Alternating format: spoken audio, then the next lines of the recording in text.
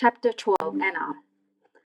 I fumble with my phone, finding recent calls and pressing Mark's number as I tiptoe into the hall towards the stairs. Ella in my arms, I silently beseech her not to make a sound. And then three things happen. The crunch of gravel beneath my feet becomes the solid tap of shoes on steps. The tiny ringing of Mark's phone at my ear is mirrored by a louder version coming from outside the house, and the front door opens. When Mark walks into the house, his ringing mobile still in his hand, he finds me standing in the hall, wide-eyed and high from the adrenaline coursing through my veins. "You rang, my lady?"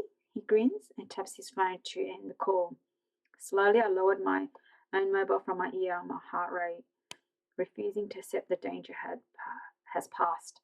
I laugh awkwardly, relief making me as light-headed as fear did a moment ago. I heard someone walking around outside. I thought that they wanted to get in. Someone did. Me. Mark comes forward to kiss me. Ella sandwiched between us. He drops a kiss on our daughter's forehead, then takes her from my arms. "You were creeping about. Why didn't you come straight in?" My irritated tone is unfair, a byproduct of the panic slowly dissipating through my bloodstream. Mark tilts his head to one side and surveys me with more patience than my shortness merits. "I was putting the bins out. It's collection day tomorrow." He addresses Ella in a sing-song voice. "Isn't it?" "Yes, it is." I squeeze my eyes closed for a beat. The dragging noise that might have been a ladder, the thud of the bin store door, noises so familiar I should have known instantly what they were. I follow Mark into the sitting room, where he turns on the lights and settles Ella in her beanbag chair. "Where's Laura?" "I sent her home. She said she'd stay. I'd have come back earlier. I didn't need a babysitter. I'm fine. Are you?" He takes each of my hands in his and holds my arms wide. I wriggle away from his inspection. "Yes, no, not really." "So where's this card? The police have got it." I showed him the same photos I showed Laura and watch him zoom into the writing. He reads aloud. "Suicide? Think again. You see, my mother was murdered."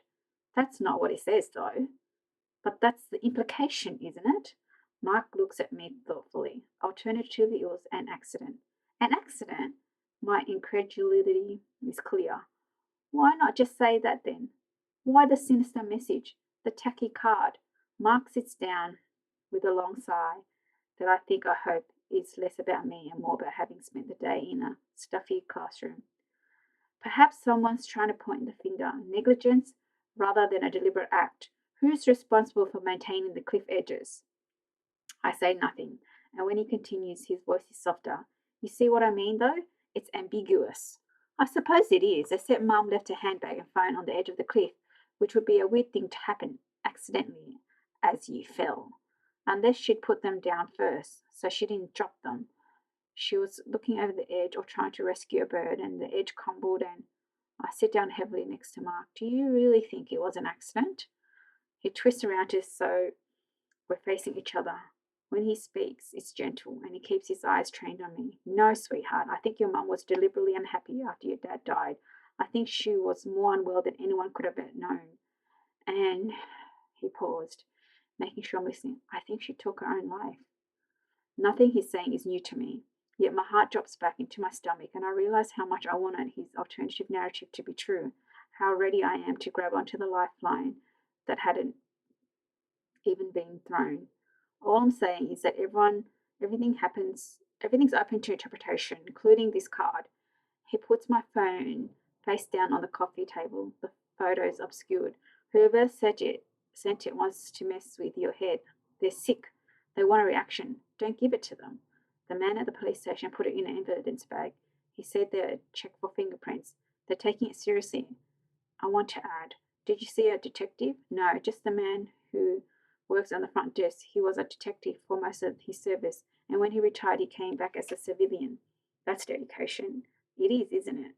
Imagine loving your job so much you don't want to leave, even after you're retired.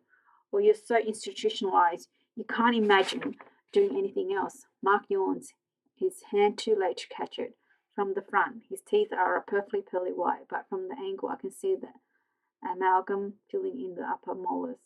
Oh, I hadn't looked at it that way. I think of Murray Mackenzie and his careful concern and insightful comments, and whatever the reasons, I'm glad he's still working for the police. Anyway, he was lovely. Good. In the meantime, the best thing you can do is put it out of your mind. He scoots to the corner of the sofa, his legs stretched out, and raised one arm in invitation. I slid into our well-worn position, snuggled under his left arm, with his chin resting lightly on the top of his head. He smells of cold air and something I can't quite pinpoint. Have you been smoking? I'm curious, that's all. But even I can hear the judgment that lies beneath the surface of my words. A couple of drags after we finish. Sorry, do I stink? No, I just didn't know you smoked. Imagine not knowing your partner smokes, but I've never seen him with a cigarette, never even heard him mention it. I quit years ago. Hypnotherapy. It's what made me go into counseling, actually. Have I not told you this story? Anyway, every few months I light one, have a few drag, then stub it out. It reminds me I'm the one in control, he grins. There's logic to it, I promise. And don't worry, I would never do it around Ella. I settle back into him. I tell myself it's exciting that we're still discovering things about each other, what we have in common, what sets us apart. But right now, mystery isn't what I need in my life. I wish Mark and I knew each other outside that we've been childhood sweethearts. I wish he'd known me before Mum and Dad died. I was a different person then, curious, amusing. Mark doesn't know that Anna. Mark doesn't know that Anna. He knows bereaved Anna, pregnant Anna, Anna the mother. Sometimes when Laura or Billy is around, I lose myself in a time before Mum and Dad died. I feel like the old me again. It doesn't happen often enough. I change the subject. How was your course? Lots of role playing. I hear him grimace. He hates this sort of thing. You're later than I thought you'd be. I dropped by the flat. I don't like leaving it empty. When Mark and I met, he was living in Putney. He saw clients in a room in our seventh floor apartment and spent one day each week at a practice in Brighton, the same practice that distributed flies around Eastbourne at the very moment I most needed it. I told Laura about the pregnancy test before I broke the news to Mark. What am I going to do? Have a baby, I guess, Laura grinned. Isn't that how it usually works? We were sitting in a cafe in Brighton opposite the nail bar where Laura used to work. She found a new job taking customer calls for an online shopping company, but I saw her looking at the girls laughing in the nail bar and wondered if she was missing the banter. I can't have a baby.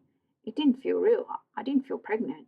If it wasn't for the half dozen tests I'd done and the absence of a period, I'd have sworn it all been a bad dream. There are other options, Laura spoke softly, even though there was no one within earshot. I shook my head. 2 lives lost was already too many. Well then, she held up her coffee mug in a mock toast. Congratulations, Mamie. I told Mark over dinner that night. I waited till the tables around us were full, protected by the company of strangers. I'm sorry, I said when I dropped my bombshell. There was a flicker of confusion on his face. Sorry? This is amazing, isn't it? He scrutinized me. You don't think so?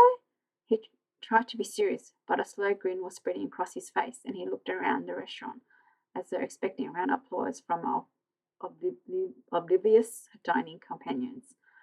I wasn't sure, but I put my hand on my still flat stomach and thought that after the awfulness of the previous year, here was something good, something miraculous.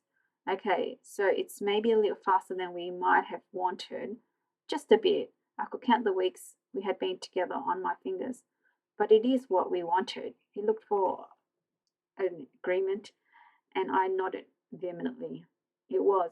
We'd even talked about it, surprising ourselves with our candor. Mark was 39 when we met, bruised from a long-term relationship he thought was permanent, and resigned to the possibility that he might never have the family he wanted. I was only 25, but painfully aware of how short life was.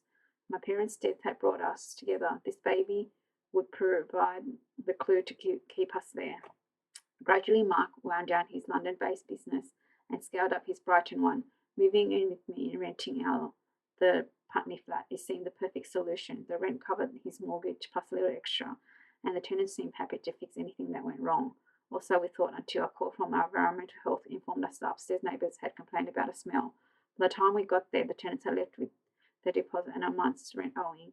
leaving the place trashed so badly to rent out straight away. Mark was going through putting things back together. How's it looking? Grim. I've lined up someone to decorate, but they've on another job till mid-January, so it'll be February before there's a chance of a deposit from new tenants. It doesn't matter. It does. We fall silent, neither looking for an argument. We don't need the rental income, not now. We're not short of a bob or two, as Grandad Johnson would have said. I'd hand back every penny if it meant one more day with my parents. But the bottom line is the death left me solvent. Thanks to Grandad Johnson, the house he had never been mortgaged, and a combination of Dad's savings and my parents' life insurance policies mean that sitting in my bank account right now is a fraction of over £1 million. I'll sell the flat. Why? This is bad luck, that's all. Switch agencies, find one that checks our reference better. Maybe we should sell both places. For a second, I didn't register what he suggested. Sell Oakview. It's a big house, and the garden's a lot to maintain when neither of us knows what we're doing. We'll get a gardener. The Sycamore went on the market for $850, and it's only 4 bedrooms. He's serious. I don't want to move, Mark. We could buy somewhere together, something that belongs to us both. Oakview does belong to us both. Mark doesn't answer, but I know he doesn't agree. He moved in probably at the end of June, when I was 4 months pregnant, and Mark hadn't spent a night at his flat in weeks. Make yourself at home, I said cheerily. But the very fact that I said it reinforced my ownership. It was days before he stopped asking if he could make a cup of tea, weeks before he stopped sitting bolt upright on the sofa like a visitor. I wish he loved the house the way I do, with the exception of 3 years at uni. I have only lived here. All of my life is within these 4 walls. Just think about it. I know he thinks there are too many ghosts here, that sleeping in my parents' old bedroom is hard for me. Perhaps it's hard for him too, maybe. But I mean, no. I don't want to move. Oakview is all I have left of my parents. Ella wakes at 6 on the dot, 6 a.m. Used to be early, but when you've been through weeks of night wakings and resign yourself to starting your day at 5, 6 a.m. feels like a lie-in. Mark makes tea and I bring Ella into bed with us, and we have an hour as a family before Mark has his shower and Ella and I go down for breakfast. Half an hour later, Mark's still in the bathroom. I hear the clanging of his pipes and the rhythmic knocking that provides the musical accompaniment to our entire ensuite shower. Ella is dressed, but I'm still in my pajamas, dancing around the kitchen to make her laugh. The crunch of gravel outside makes me think of yesterday evening. As the morning light creeps into the kitchen, I'm embarrassed by the way I worked myself into a state. I'm relieved Robert's phone was switched off, making Mark the only witness to my paranoia. Next time I'm alone at night, I'll play loud music, turn on lights, walk through the house, slamming doors. I won't cower in one room, creating a drama that doesn't need to exist. I hear the metallic snap of the letterbox, the soft thud of letters dropping into the mat beneath, and then the lightest of finger taps that tells me the postman has left something in the porch. When Ella was 5 weeks old and full of colic, the postman delivered a textbook Mark had ordered.